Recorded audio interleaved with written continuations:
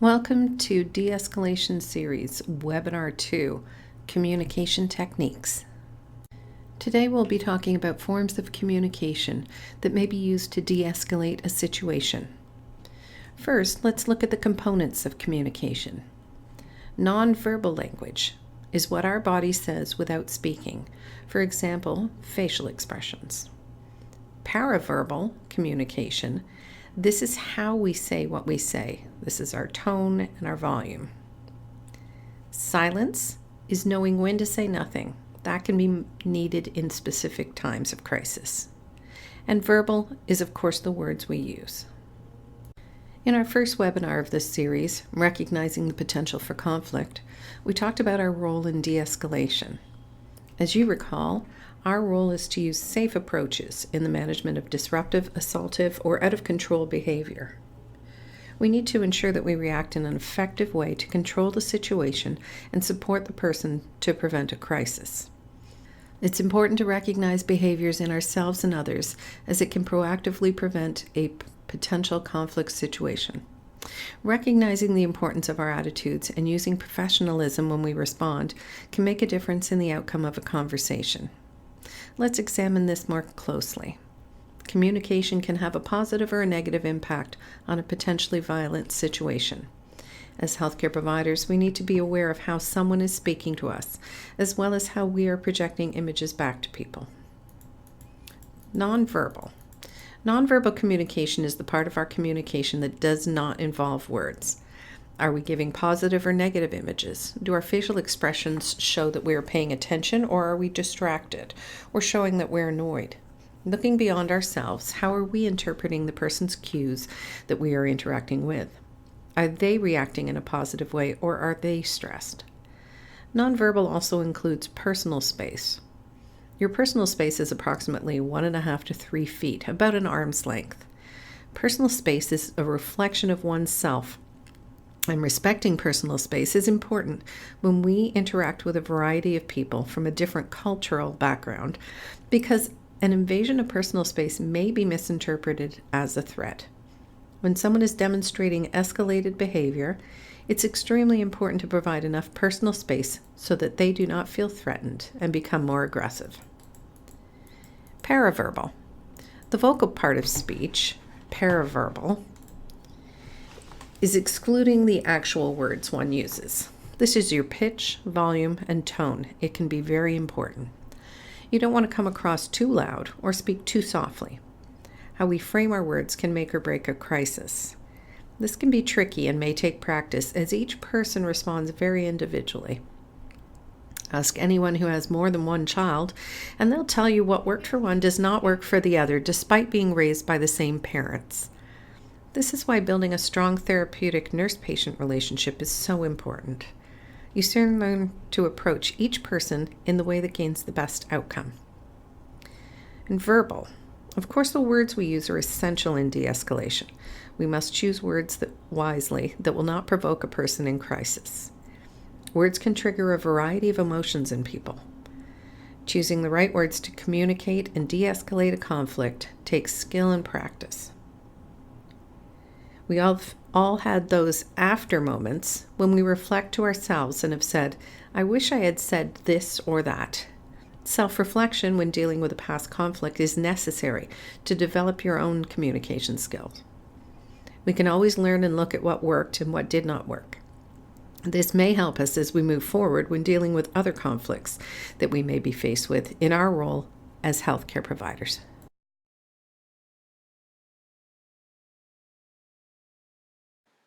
The 4 essential ingredients of communication are the sender, the receiver, the message, and the context in which the message is being sent. The next clip will demonstrate these concepts of communication. 60% of all human communication is nonverbal, body language. 30% is your tone. So that means that 90% of what you're saying ain't coming out of your mouth. The objectives of voice control are to gain the patient's compliance, avert negative behavior, and establish appropriate adult-child roles. Now Dr. Nono will demonstrate what to avoid with regards to voice control when interacting with pediatric patients. How are you doing? Good. Good, alright, nice handshake. You know what we're doing today? Alright, we're going to be taking all the cavities out of your mouth, okay? Does that sound okay to you? Mm-hmm. Alright, do you know what cavities are? Doesn't matter. Well, it's going to be a little painful, not too painful. You might feel a little bit of pressure. It won't hurt too much unless you move around a lot, in which case we might have to hold you down, okay? So be on your best behavior, alright? Okay, go ahead and give me this. Thank you.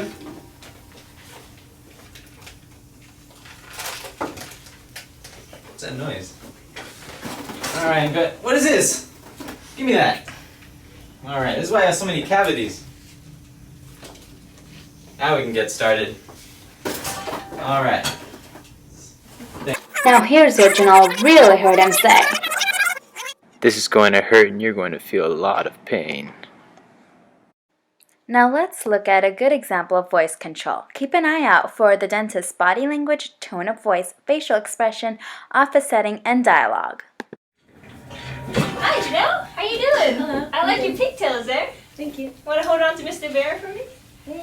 All right. So today I'm gonna fix those boo-boos on your teeth. Just be a quick pinch, and then you'll be out here and you can go home with your mom. Hey, stop. I'm gonna need you to sit and behave.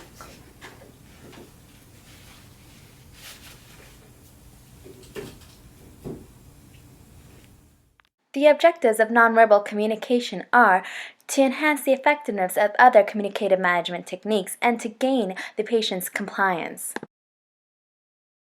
Here, Dr. Nono will show us what to avoid with nonverbal communication.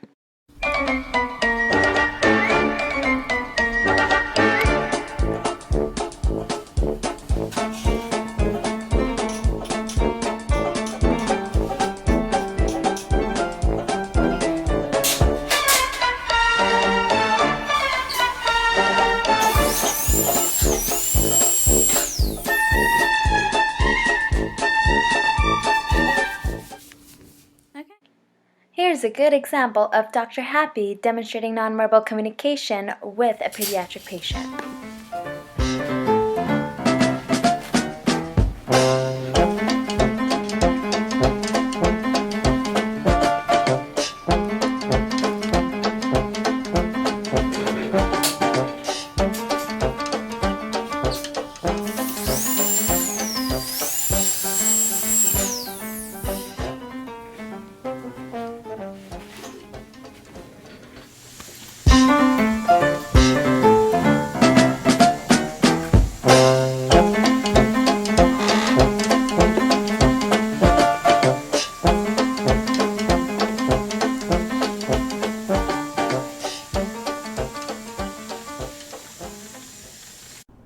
As you learned from the video about the breakdown of verbal and nonverbal communication, you can see why our nonverbal communication is so very important in sending the right message.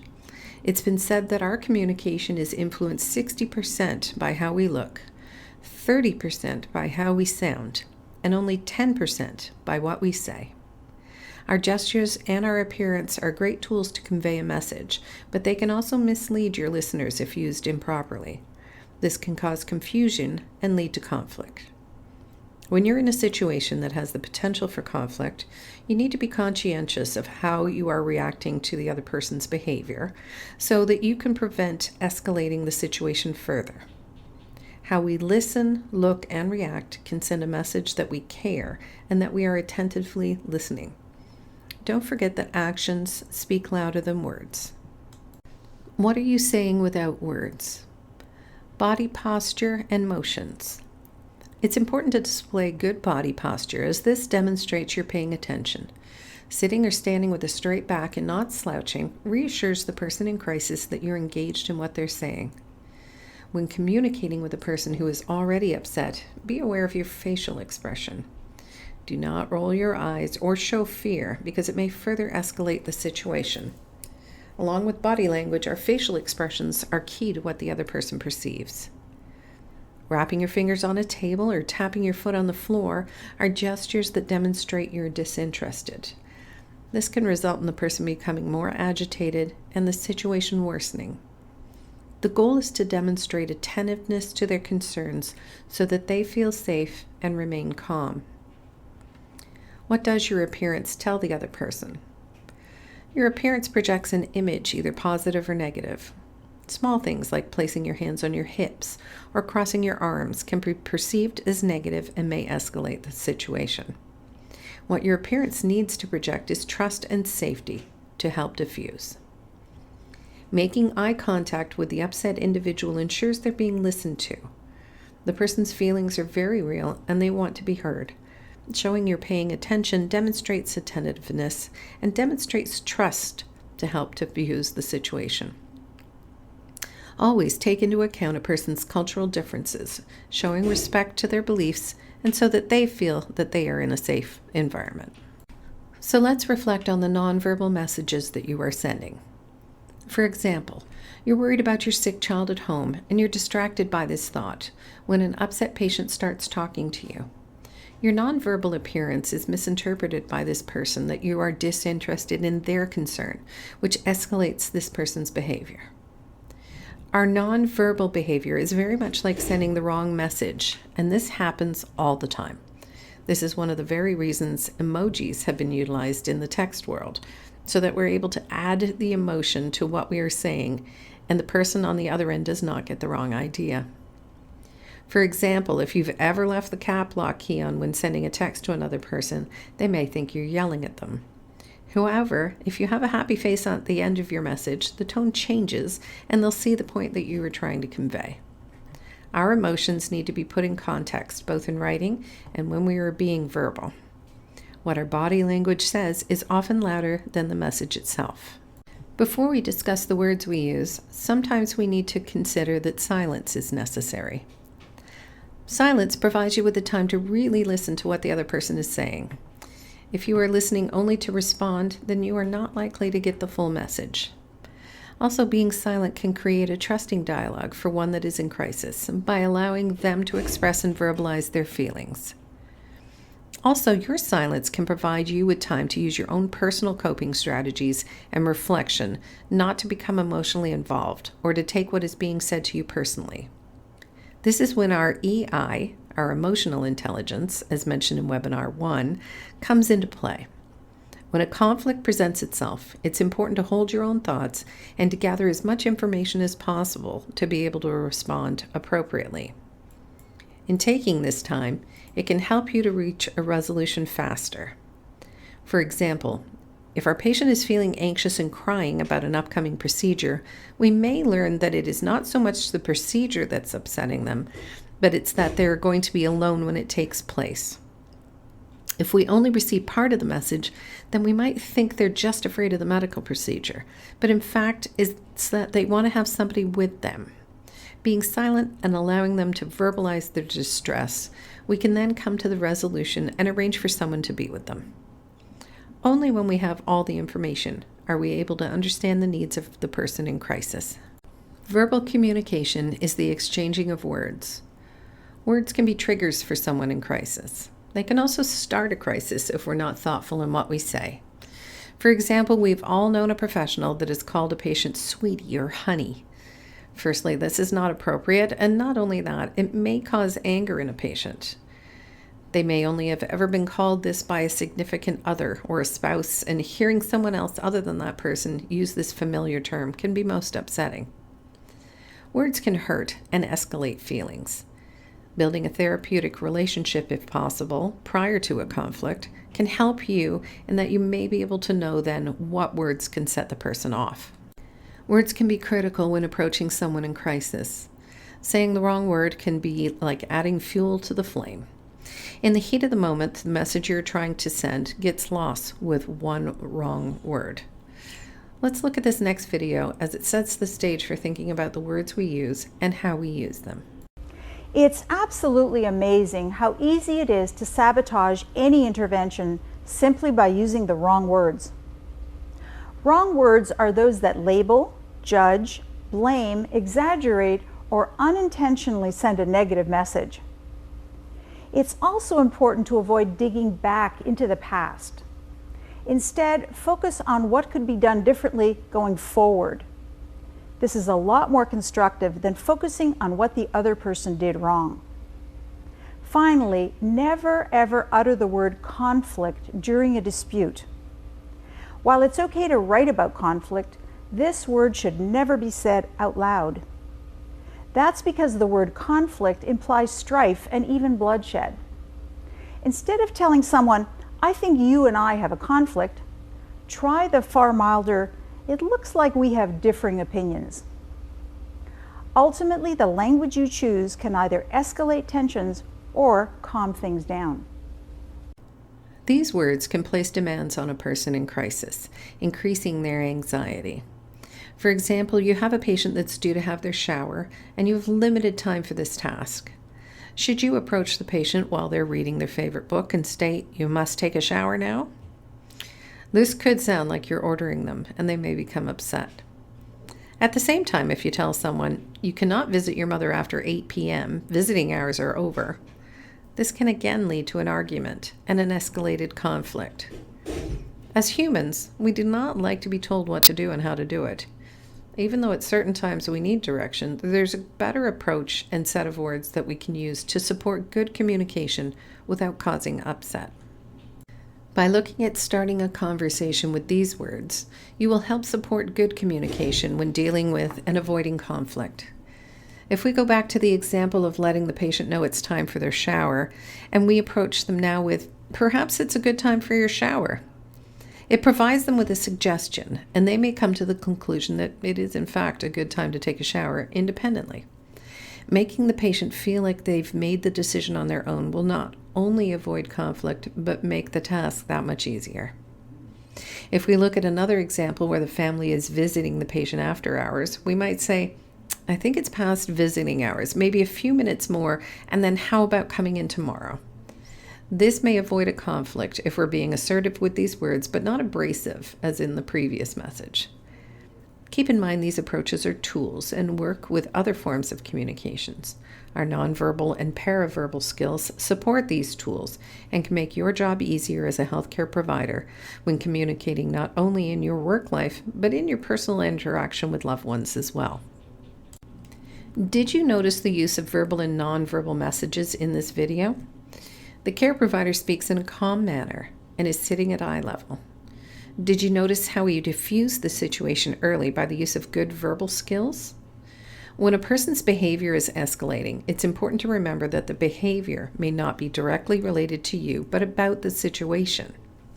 In this scenario, the patient is angry that they cannot go out on a pass, and his frustration is aimed at the physiotherapist, but is not directly about the physiotherapist as a person. Speak calmly to the person with a clear, concise message and set goals. The physiotherapist continued to speak calmly to find ways to problem solve no matter how much the patient resisted. He assisted the patient with clear and concise messages, goals, and personal limits, as well as used power in a positive way. This resulted in the patient making his own decision to achieve his physiotherapy goals. Using these verbal techniques and delivering a calm message assisted in the beneficial outcome without the situation escalating. Remember that establishing a rapport and building your therapeutic relationship is essential as a healthcare provider, for it helps an individual who is in crisis to feel that there is some mutual trust. The best way to defuse challenging behavior early is to have good verbal intervention skills and the confidence to use them in the midst of a chaotic situation. Even though your verbal efforts may not bring the results you desire, your planned response often determines whether the situation gets better or worse. Hey Charlie, good to see you this morning. Listen, I know you were expecting to finish the program today, but after my evaluation yesterday, I just don't think you're ready. Have you been doing the exercises every day? I've got to be done with this. I'm supposed to be on an outing this week, and you know they won't let me go unless you sign off and say I'm okay. You have any idea how hard these stupid exercises are? No, you don't give a damn about how much pain I'm in. You just like to be a jerk when I'm not doing them. It would have been easy to let my ego get the best of me and end up in a power struggle with Charlie. But I try to always remember, No matter what they say to me or about me, their issue isn't about me. I decided to ignore Charlie's swearing and name-calling for now. I'll address it later, when he's not angry. Charlie, I know these exercises can be uncomfortable, but it's the only way you're going to fully recover. And I know you don't like missing these trips. Okay, here's the deal. How about I promise to do my exercises every day if you sign off so I can go on the outing this week? Heck, I'll probably be fully recovered by then anyway. You know the rules, Charlie. You have to pass my evaluation in order for me to sign off. Well, thanks for nothing. I guess I can go sit in my room alone again this week and count floor tiles. 684, 685. Charlie, look, why don't we go through the exercises and you can show me which ones are giving you the most trouble. Then, if you can do them all next week, I bet you'll pass the evaluation and you can take next week's trip. Yeah, right. That's what you said last time. I might as well give up on ever doing anything fun again.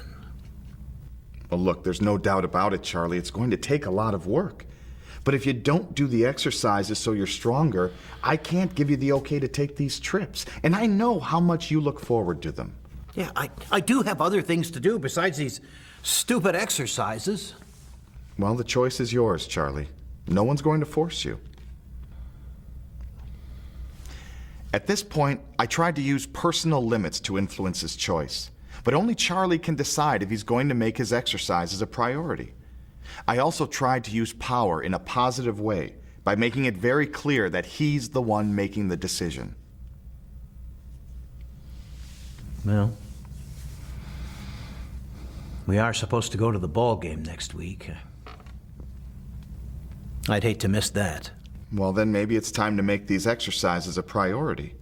So why don't you tell me which ones are giving you the most trouble? All right, that hip.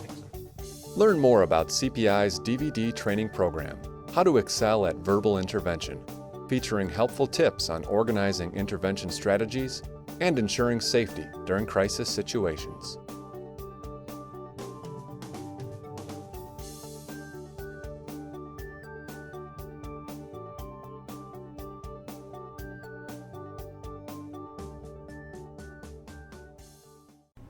The video is a good example of communicating in a manner that helps the situation. There are verbal and nonverbal messages in this video where the care provider speaks in a calm manner and is at the patient's eye level and stays engaged. It's important to diffuse a situation early by the use of good verbal skills. When a person's behavior is escalating, it's important to remember the behavior isn't necessarily about you. Speak calmly to the person with a clear, concise message and set goals. This physiotherapist continued to find ways to problem solve no matter how much the patient resisted. He assisted the patient to set personal limits to influence choice, as well as used power in a positive way. Then the patient made his own decision to complete his physio. Using these verbal techniques and delivering a calm message assisted in the beneficial outcome without the situation becoming worse. So again, here is our checklist for communicating to think about when we're looking to de-escalate a conflict. Remain calm. Encourage your client to express feelings, concerns, and show them that you're listening to their issues. Avoid arguing, criticizing, defending, or judging. This can only create a negative outcome with little resolution when dealing with conflict. Think about your approach with your body language and tone. Be selective, using words that will not trigger the conflict. If it will not escalate the behavior, set boundaries on behavior by being assertive and not abrasive. This is very important and requires skill. An example of this would be abusive language, letting the person know that they are not to speak to you using offensive language. Step away to regain composure or set personal space. Be very mindful of your own personal safety and ensure that should the conflict escalate, that you have plenty of space between you and the individual to avoid any harm to yourself. So again, when communicating with a person who is in a crisis, you need to be aware of your nonverbal and paraverbal behaviors. If we start yelling or speak in a threatening manner, it will only make the situation worse and may take longer to diffuse. Often, in a crisis, it's common for people to speak loudly because they think that this is demonstrating authority, but it can be perceived as threatening to the person who is already upset. Always speak genuinely. You don't want to give the wrong information or impression that may upset the individual further. Use restatement. If you're not sure what the person is saying, it's okay to clarify by restating what you think they're attempting to tell you. This will assist to diffuse the situation because the person knows that they're being heard. Do not make false promises, as the person may not trust you. It's okay to say, when you lower your voice, we can talk about making this situation better. Distraction can also be an effective technique because it changes the focus of the upsetting situation. An example of this comes from Daniel Goleman, the author of Emotional Intelligence. He tells a story of an American who was one of the first to study the martial art Aikido in Japan. One day he was riding the train home when a large intoxicated laborer boarded the train. The man was staggering around on the train and began terrorizing the passengers, cursing, and swung at a woman holding a baby that landed her in the lap of an older couple. All these people moved away from this man.